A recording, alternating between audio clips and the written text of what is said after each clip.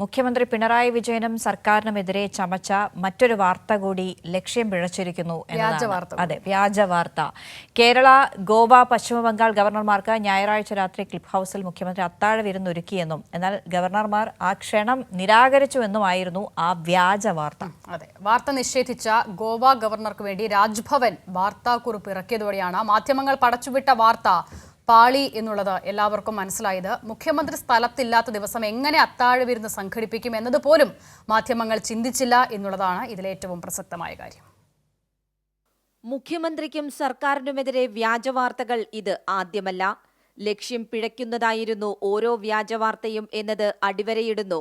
ഗവർണർമാർക്ക് വേണ്ടി മുഖ്യമന്ത്രി പിണറായി വിജയൻ ക്ലിഫ് ഹൌസിൽ അത്താഴ വിരുന്ന് ഒരുക്കി എന്നും എന്നാൽ ഗവർണർമാർ ക്ഷണം നിരാകരിച്ചു എന്നുമുള്ള വാർത്ത. കേരള ഗവർണർ രാജേന്ദ്ര വിശ്വനാഥ് അർലേക്കർ, മലയാളികളായ Goa governor PS Sreedharan Pillai, Paschimbangal governor CV Ananda Bose എന്നിവരെ ഞായറാഴ്ച അത്താഴ വിരുന്നിന് ക്ഷണിച്ചു എന്നായിരുന്നു മാധ്യമങ്ങളുടെ വ്യാജ പ്രചരണം. എന്നാൽ ഗവർണർമാർ ക്ഷണം നിരാകരിച്ചുവെന്നും വാർത്ത വന്നതിന് തൊട്ടുപിന്നാലെ പ്രതിപക്ഷ നേതാവ് VD സതീശനും മുൻ പ്രതിപക്ഷ നേതാവ് രമേശ് ചെന്നിത്തലയും ഉടൻ പ്രതികരണവുമായി എത്തുകയും ചെയ്തു. ഇതിനിടയിൽ വാർത്തകൾ നിഷേധിച്ച് ഗോവ ഗവർണർ PS ശ്രീധരൻപിള്ളയ്ക്ക് വേണ്ടി ഗോവ രാജ്ഭവൻ വാർത്താക്കുറിപ്പ് പുറത്തിറക്കി.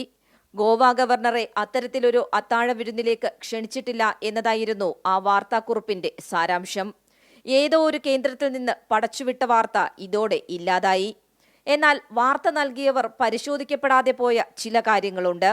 അത്താഴ വിരുന്ന് ഒരുക്കി എന്ന് പറയുന്ന ഏപ്രിൽ 27 ഞായറാഴ്ച മുഖ്യമന്ത്രി തിരുവനന്തപുരത്ത് ഉണ്ടായിരുന്നില്ല. രാവിലെ 10:15 ഇൻഡിഗോ വിമാനത്തിൽ കശ്മീരിൽ ഭീകരാക്രമണത്തിൽ കൊല്ലപ്പെട്ട എറണാകുളം സ്വദേശിയായ N രാമചന്ദ്രന്റെ വീട്ടിലേക്ക് പോയി. റോഡ് മാർഗം അവിടെ നിന്നും ഇടുക്കിയിലേക്ക്. ഏപ്രിൽ 28 എന്ന ഇന്ന് സർക്കാരിന്റെ വാർഷിക പരിപാടിയിൽ പങ്കെടുക്കാനായാണ് മുഖ്യമന്ത്രി ഇടുക്കിയിലെത്തിയത്. ഒരു മാസം മുൻപ് തീരുമാനിച്ചതാണ് മുഖ്യമന്ത്രിയുടെ വാർഷിക പരിപാടികൾ എന്നതും മാധ്യമങ്ങൾ ഓർത്തില്ല. ഇത്തരത്തിൽ ഒരു അത്താഴ വിരുന്ന് പൊടുന്നനെ സംഘടിപ്പിക്കാൻ സാധിക്കില്ല എന്നതും മാധ്യമങ്ങൾ മനഃപൂർവ്വം വിസ്മരിച്ചു. നാളെ കോട്ടയത്തെ വാർഷിക പരിപാടിക്ക് ശേഷം രാത്രിയോടുകൂടി മാത്രമായിരിക്കും മുഖ്യമന്ത്രി തിരുവനന്തപുരത്ത് മടങ്ങിയെത്തുകയുള്ളൂ. വ്യാജവാർത്തകൾ സൃഷ്ടിക്കുന്നവർക്ക് എന്ത് വസ്തുത എന്നതു മാത്രമാണ് അവശേഷിക്കുന്ന കാര്യം. കൈരളി ന്യൂസ്, തിരുവനന്തപുരം.